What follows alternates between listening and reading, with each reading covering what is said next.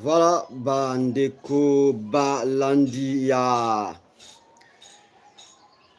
chaîne abino toye ko sala mwa ese moko boye tozo sala malgré totie titre nini faut tosala pour que bitumba na mboka na biso ya République démocratique du Congo esila pour que bitumba esila.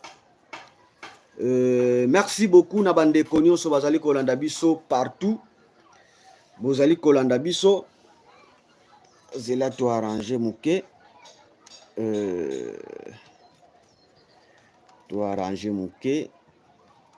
parce que bato bakomona biso bien te. Voilà. Attendez, voilà, to arranger. Ok. Voilà, merci beaucoup bandeko balandi ya chaîne nabino o bolingaka nini photo sala pour que bitumba na mboka na biso esila. Alors lelo toye kopesa kaka mwa ba programme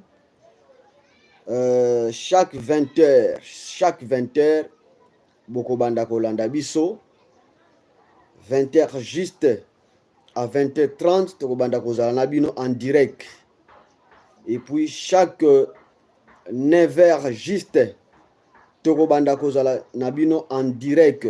Donc bozwa rendez-vous oyo chaque 20h juste, et puis chaque 9h juste tokobanda kozala na bino pour que topeselaka bino ba information vrai et fiable.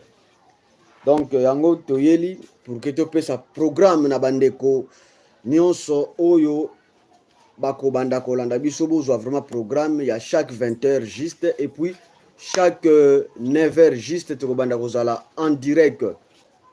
Bandeko a poto, Brazzaville, Angola, Suède, Amérique, partout au monde bozwa vraiment programme oyo touti kopesa bino. Vraiment merci beaucoup. Tokokutana na ba 20h hein, tokobandango lelo na ba 20h tokozala na bino ekosala biso vraiment kitoko makasi. Vraiment merci vraiment botikala malamu. Bye bye.